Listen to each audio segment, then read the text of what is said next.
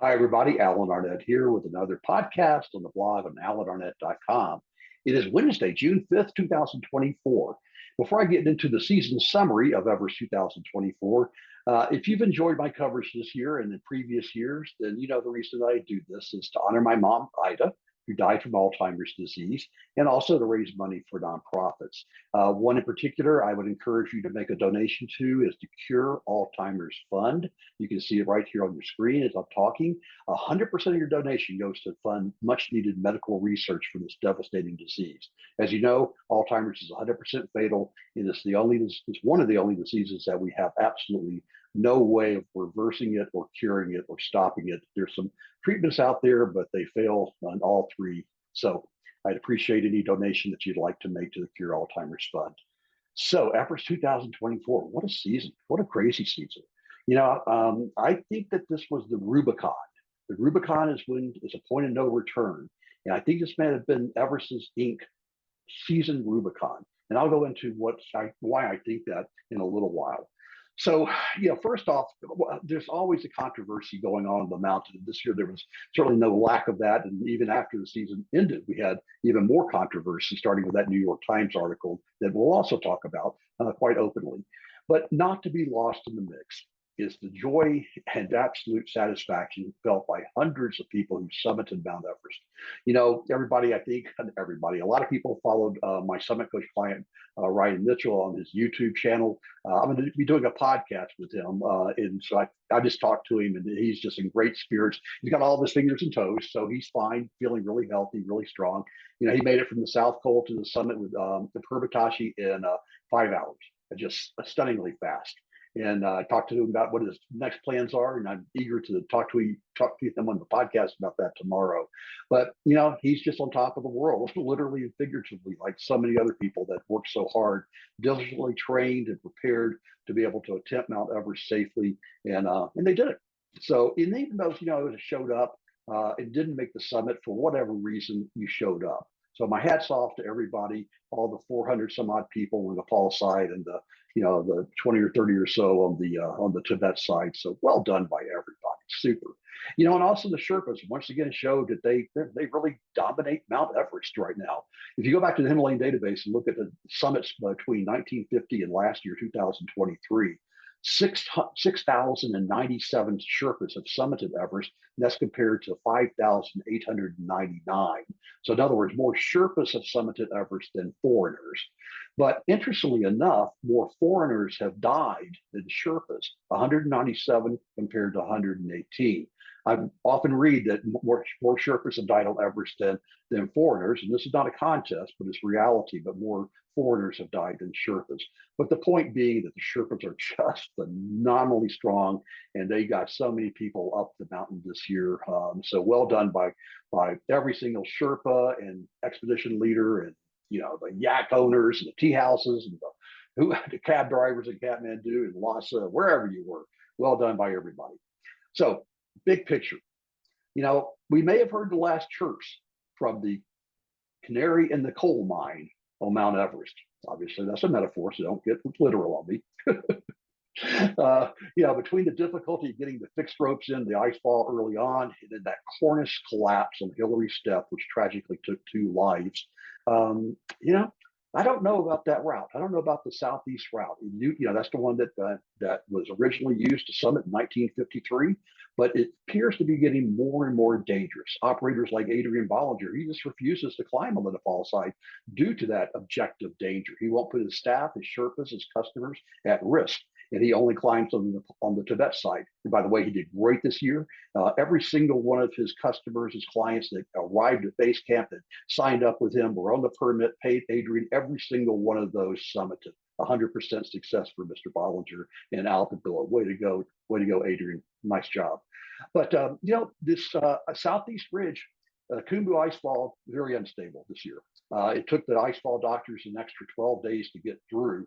to find a route. And it ended up being very circuitous. In other words, going back and forth. It really wasn't a nice direct line that they normally prefer, mainly because, speed is your friend going through the ice fall. There are avalanches coming off the west shoulder of Everest. Well, technically, it's their releases of the ice seracs, the hanging seracs that fall into the ice fall.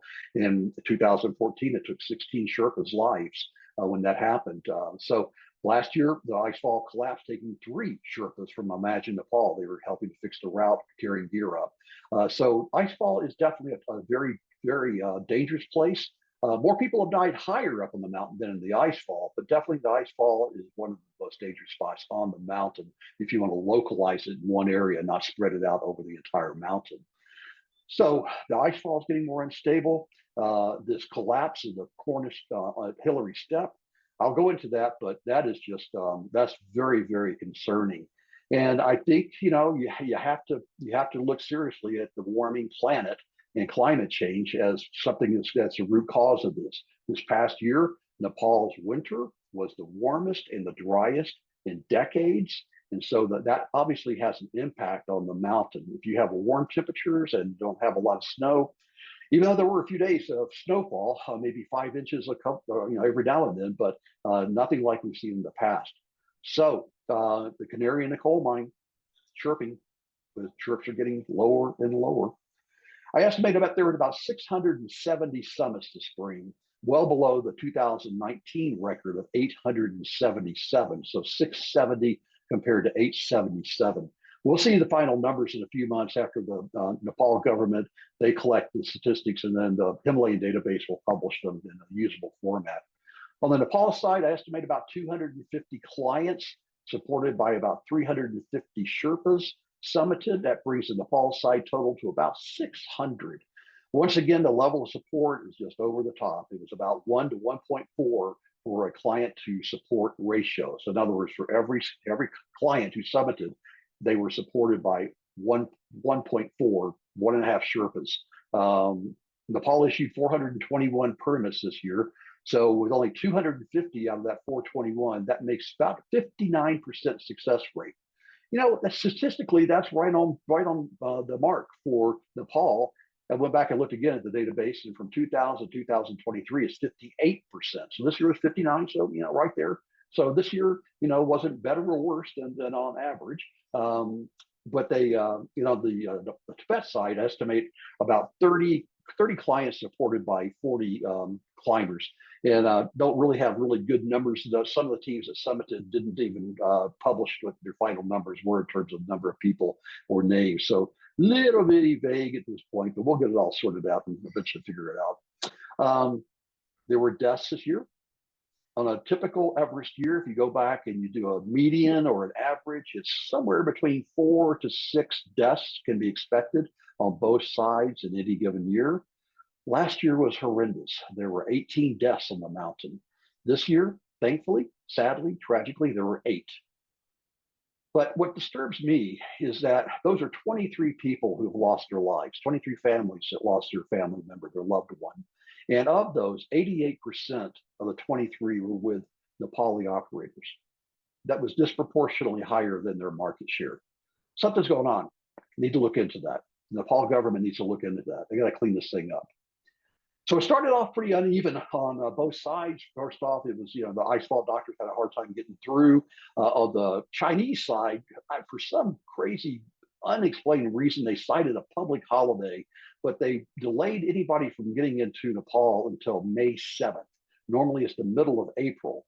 Well, they did extend the season to around June 10th or 11th, but that really didn't make a lot of difference. So a lot of teams that had planned to climb on the Tibet side shifted back to the Nepal side. That jacked up their numbers, but it also took the Tibet numbers down. The good news was that multiple teams, there are only 3 teams over there. And pretty much, they look like they all summited the mountain to themselves. I know that Adrian, they were the last summits on either side at the this year. And he had the mountain, they had the mountain all to themselves. It must have been an incredible feeling to be up there pretty much on the side of Everest, and there's nobody else around, no crowd, just your gang, your crew that you bonded with. That must have been an incredible feeling. Well, it took, once the ice fall the route got put in there, it got in around May 10th. Then they took the route up to, I'm sorry, they took the route up to the summit on May 10th. The ice fall doctors and the rope fixing team from Seven Summits Treks, they summited on May 10th, and that opened the door to the commercial people to come out. And so the first summit was on May the 11th by a Ukrainian climber, Valentine Savidin. Ah, I butcher these names, don't I? Sorry about that, Valentine. I think I got that first one right. And he summited with Sanu Sherpa. Sanu's the only person that summited all 14 twice. Oh my gosh, what a guy! What a guy! Incredible. Meanwhile, on the Tibet side, they had the ropes up on May 7th, even before anybody even entered the country. I'm just curious if they had to dig the ropes out once they started heading up. Nobody ever talked about that. But one of the things that happened this year that was kind of interesting was the wind. It's always the weather. We always talk about the weather, and got to have that summit window where you have the winds are under 30 miles an hour. And I used to talk about summit waves, wave one, wave two, wave three, et cetera. And we all know that like in 2019, there were only 3 days of low winds. That's when we saw all those cues develop. This year, it was kind of like that, and it kind of wasn't like that. We had, like I said, they summited first on May 10th, the first commercial on the May 11th. May 12th, though, they had forecasted people like Chris Tomer, Michael Fagan, Mark DeKeyser, even internet forecasts. All this stuff was widely available. Forecasted winds gusting to 50 miles an hour on May 12th. But people went up anyway, and they ended up having to abandon their summit bid and turn around and go back. I do not understand why these operators are sending up their clients in known high winds. It was reported that there was a lot of frostbite and that people were taking helicopters down from Camp 2 back down to base camp or even back to Kathmandu. We'll get into rules in a second, but using helicopters for non-emergencies was strictly banned this year. But it looks like that, in addition to all the other rules, were pretty much ignored. But the best teams, best managed teams, they kind of kept their powder dry, and they waited until the wind forecast was going to be good. It was going to be reliable, and then they went up, and a lot of them avoided these really long crowds that we saw. Like Adventure Consultants, they actually left Camp 2 to head up for their summit bid. Winds were too high. They made the best decision. They stopped at the base of the Losee Face and came back to Camp 2 to wait a few days, and then they went on up and they got a great summit. Garrett Madison waited until near the end of the season to get his team up, including my man Ryan Mitchell summited then as well. So, looking at the summit summary, like I said, about 600 people on the Nepal side, 50 or so on the Chinese or Tibetan side.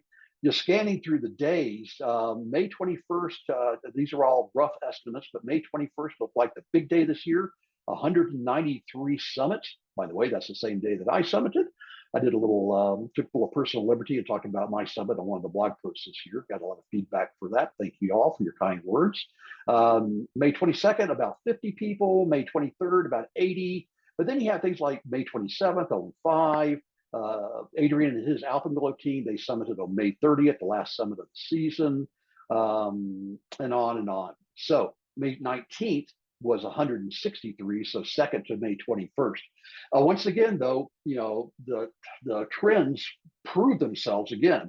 If you go back, you analyze the summits from 1953 to 2023, the sweet spot is from about the 17th to about the 21st. This year, 19th and 21st. So spot on with history. It's becoming pretty predictable, but at the same time, it's not becoming predictable. One of those things was that cornice collapse on the Hillary Step. Now, we all know that Hillary Step has changed dramatically since the 2015 earthquake. And now it goes that basically that vertical crack in the rocks, that off-width crack, is gone. The big boulders that define that crack and define the Hillary Step that Sir Edmund Hillary and Tenzing Norgay climbed in 53 is gone. I mean, it's physically not there. So now there's a slope off to the right, but that slope is right over the Kanshung face, which drops 10,000 feet. There apparently was a cornice. A cornice is a outcropping of snow that's created by winds blowing the snow. And so it's very, very soft. And if you too many people on a cornice, or even one, it depends on how thick it is, that cornice will collapse. And if you're standing on that cornice and you're not clipped in, you will fall Who knows? In this case, 10,000 feet down the Can Shun face, there's virtually zero opportunity for surviving a fall like that. That's exactly what happened. There were about 50 people reportedly, could be more, could be less, but in that neighborhood, right there, all in the Hillary Step. I call it the Hillary Slope because it's really just a snow slope. Apparently, too many of them were to the climbers' right, ascending, and they were on the actual cornice, and it collapsed. They took 3 or 4 people down, but they were clipped into the fixed rope. But tragically, British climber Daniel Paul Patterson and Sherpa Paz Tinji Sherpa, they were not clipped in apparently, and they fell apparently to their death. The search has been called off looking for them, taking into account how the vertical distance and also that they would have had get permission from the Chinese to search on their side because that's the Chinese side of the mountain. So politics come into play. A lot of questions though. Why were there so many climbers there all at the same time? Why was the fixed rope near the overhang? Was it too narrow? Was there not an alternative? Why didn't the experienced mountaineers that were there, Sherpa, Western, whatever, individual, see this and go, hey, what's going on? We've got too many people on this fragile area. We got to spread out. People stop coming down, stop going up. Was it the result of the warm Himalayan weather, climate change? It's dangerous to speculate, but I really think that the Nepal authorities need to look into this collapse in really deep level. It needs to be led by somebody objective and informed and an expert. Someone like Conrad Anker would be perfect to look into this. He serves as an advisor to the icefall doctors. He helps to manage the Khumbu Climbing Center in Paris. So we need to find an answer to this one as well of why the mountain was so overloaded in a section that was pretty well identified as being fragile. Rules. Every season, Nepal comes out with new rules to essentially make the mountain safer and less trash, et cetera, et cetera. And every year, those rules are basically ignored. I've got on this blog post that I have on my site a chart that goes back to 2013 showing all the rules that were announced each year. And then I got a little red check by them, the number of ones that have been implemented. Let me tell you, there are very few red checks. This year, Nepal Supreme Court did something I thought was pretty good.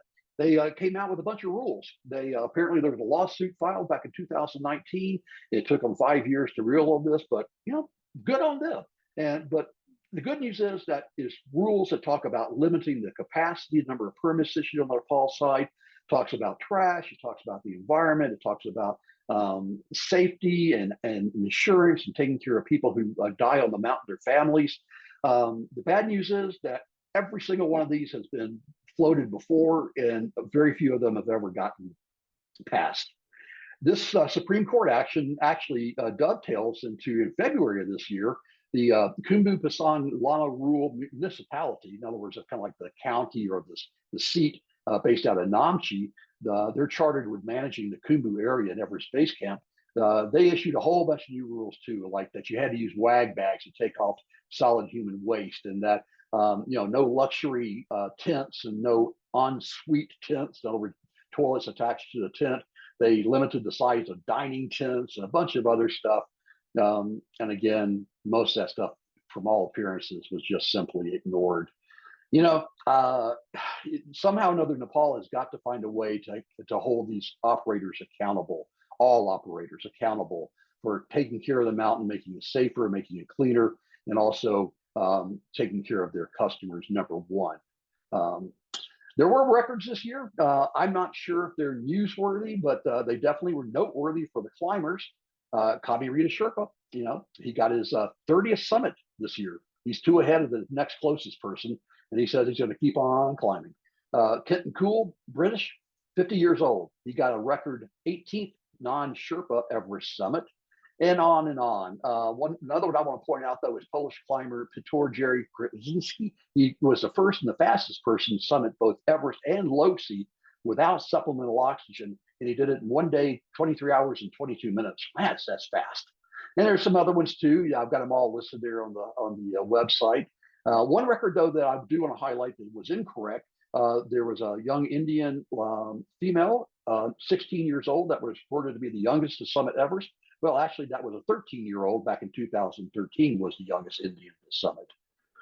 And laughingly in the records department, and actually I listed this under the I can't believe I read this and I'll soon forget it department, was a gentleman, you can look it up on my website here, did a backflip on the summit. You got a Guinness World Book Records for it.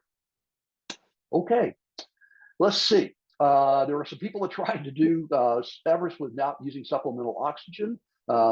This goes under the Department of Do Hard Things. You know, it's tough to do that. A disproportionate number of people who try to climb without using supplemental oxygen die.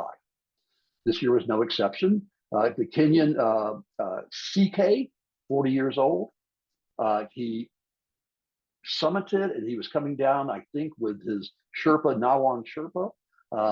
The reports said they fell into a crevasse. Now, CK was climbing without supplemental oxygen, but no matter what, he died. And his Sherpa, Nawang, is missing. They haven't found his body. There are two Mongolian climbers. So I'm not even going to try to pronounce their names. Again, it's in the web document post. They died on the Southeast Ridge after summiting. Initially, they talked about and then promoted they were climbing without oxygen, but they found their cameras on their bodies and looked at the summit photos, and they were showing they were wearing full-on oxygen gear. So something's going on there. Not sure what role oxygen played, but most likely they ran out on the descent and they collapsed on the Southeast Ridge. There were other people that wanted to try to climb without using oxygen, but their experience kicked in, and there was either too crowded or the weather was too bad, and they ended up using supplemental oxygen. So pretty impressive to make that choice. You kind of tell your sponsors and brag about it before you go. That's one of the rules of mountaineering. Probably you shouldn't tell people what you're going to do. Wait until you've done it and then tell people what you did. Kind of save a little face there.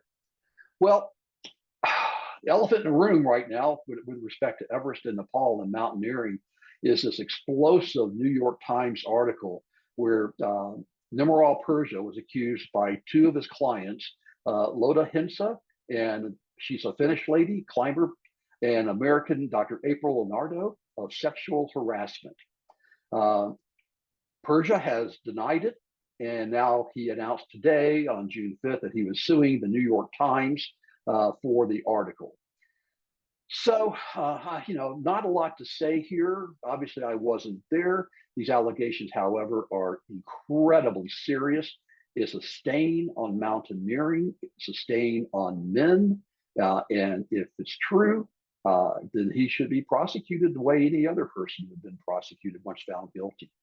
Adrian Bollinger was the first and one of the few operators that came out and made a very strong statement. I'll read it to you. It said, this week, one of Everest's biggest new stars, Nirmal Purja, was credibly accused of sexual assault by multiple women. I'm choosing to share this article because I believe we need to empower victims to speak out through our support. I'm deep enough in this world to have a pretty good sense of where the truth lies. It's way past time for that truth to have its day. And it's always time for women to know we want this playing field to be safe and equal for them like it is for us. Well said, Adrian. Well said. True leadership there. He was the first one to make a statement that was quickly followed by statements from Adventure Consultants, Climbing the Seven Summits, Frutenbach Adventures, and Madison Mountaineering. Notably, absent is any comment from any Nepal operator about this, acknowledging it any way at all. Also, no acknowledgement from the Expedition Operators Association. That's an industry group in Nepal of all the leading operators, all the guides. Silence, crickets. This is an industry. I talked about rules earlier and how everybody ignores it. And so it appears that the government is not able to manage the industry. So the industry is going to have to manage itself. It's going to have to regulate itself. And that's going to take some incredibly strong leadership by the major teams. Purja has a few sponsors and lucrative relationships through companies like Red Bull and Scarpa and Gravel. He did have Osprey packs, but they have removed him as an ambassador this year.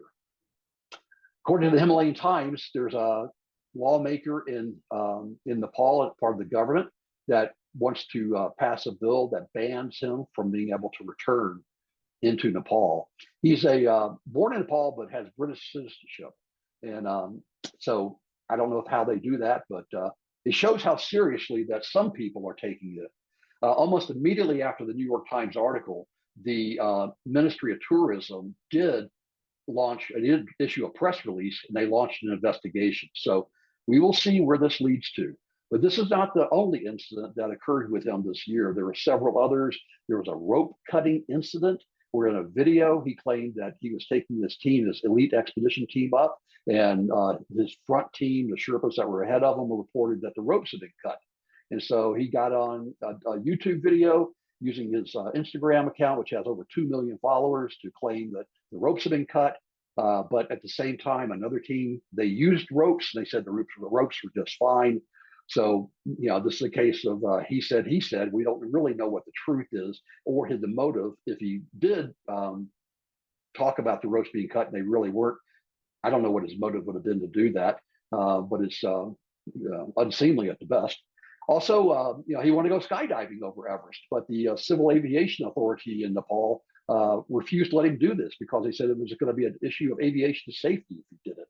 The same organization, this Civil Aviation Authority, they suspended a helicopter pilot for flying in from Kathmandu to Camp 2.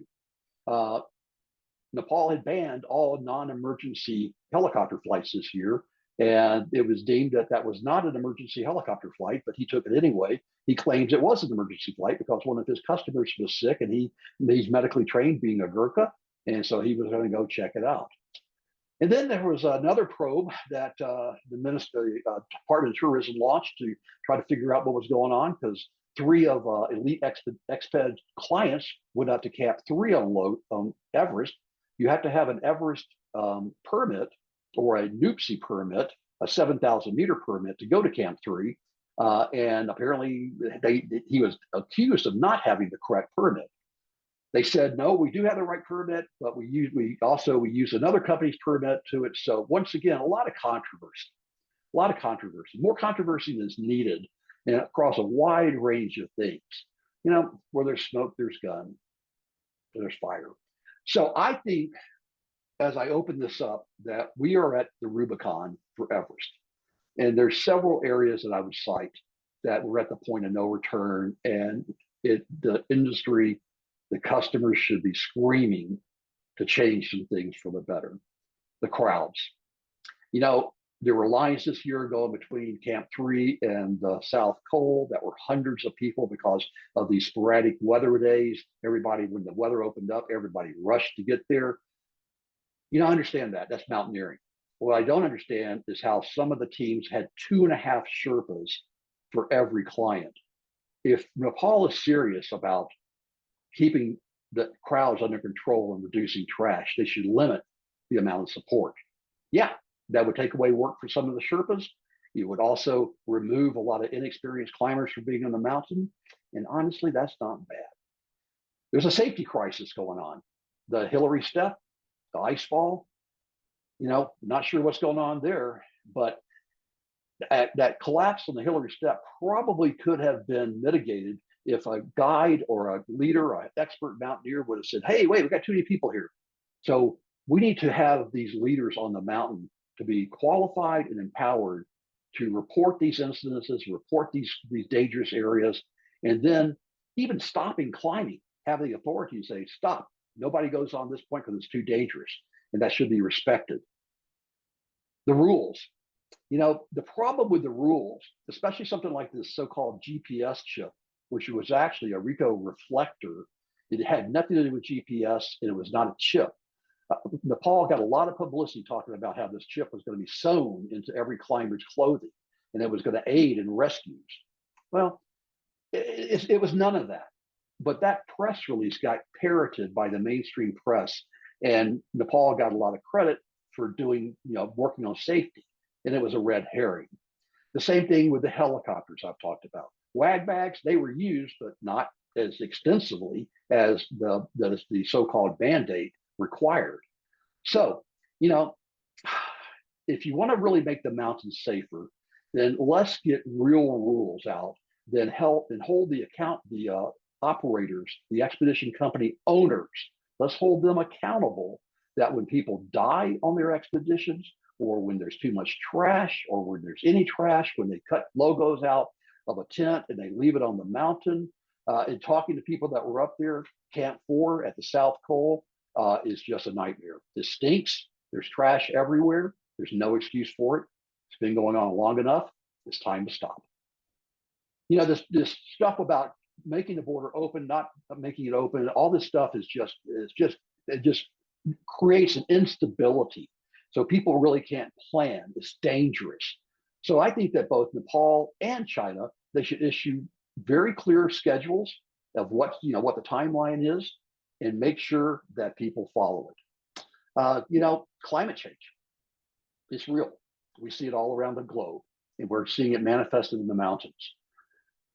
Icefall doctors, and the icefall took 12 extra days. That cornice collapsed. So, one day that southeast ridge may become unclimbable. The Western Cone may have too many crevasses that are too wide, and they traverse from Nuptse over to the west ridge of Everest, and so it's impassable. So then you're left with, what are the options? Are you going to take helicopters and fly hundreds of people up to Camp 2? That's not the right answer. And also, by the way, that's not mountaineering. So maybe it's going to come down to the point where Nepal bans using the southeast ridge going through the Icefall and the Western Cone. Mark Batard's trying to get a route on Nuptse, but that looks like that's never going to happen. The other alternatives would go up the West Ridge. Yeah, that's really the domain of world-class expert climbers. You're not going to see, a lot of people like me climbing on the West Ridge. So at some point, maybe Nepal admits it, fights it, and says we can no longer climb Mount Everest from the Nepal side, and everybody goes over to the Chinese, the Tibet side. Unlikely, but never say never. Kind of as I begin to wrap up, as I think about all these various issues going on, from just inexcusable behavior to inexcusable deaths to the mountain becoming more dangerous, I think there's a kind of a slow motion collapse of Everest Inc. Will Cockrell just wrote that book, Everest Inc., pretty good book. And he talks about the evolution of the guiding business on Everest. And one of the things that I think may happen is a consolidation of operators. It will not, already we're seeing people that used to guide on Everest drop out. They just don't go anymore. It's just not worth it. The risk, the hassle, the politics, the uncertainty, from a business perspective, it's just not worth it. And we may see more and more companies choose to no longer guide Everest for all the reasons that I've gone through in this summary podcast. My prediction is that we may see 10 teams, 10 operators operate on both sides. So 10 teams operating including both sides. So 10 for both sides total. And I think it'll be 6 Nepali operators and 4 foreign operators. And so you'll see this consolidation. And maybe with that consolidation, and maybe with leadership, you can actually have an effective way of regulating and managing how the mountain is climbed, the style, taking care of the mountain, leave no trace, respecting the mountain, ensuring that clients are qualified when they come there, ensuring that your guides are qualified to guide the clients. So many things could be done, but right now we've got so many cooks in the kitchen. If you go look at Nepal's trekking agencies, there's thousands of companies there. Anybody can guide on Mount Everest on the Nepal side. I think both Nepal and China should consider implementing something similar to what the U.S. National Park System has done on Denali, and instituting an authorized guide program. It's expensive, it's bureaucratic, but also we find that Denali is relatively clean and relatively safe. Look, you're always going to have deaths climbing mountains. That's unavoidable. That's part of the bargain. But you can certainly manage it. You can manage what I call the avoidable, the preventable deaths, and certainly all the trash. There's zero excuse for that. It's time for the operators to become much more self-managed in that respect, and hold one another accountable when they see people leaving tents at a particular campsite or throwing a Coke bottle on the summit of Mount Everest. There's no place for that. No place for that.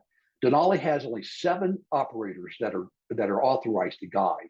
You can climb Denali independent, but when you go in for your briefing, trust me, they discourage it strongly.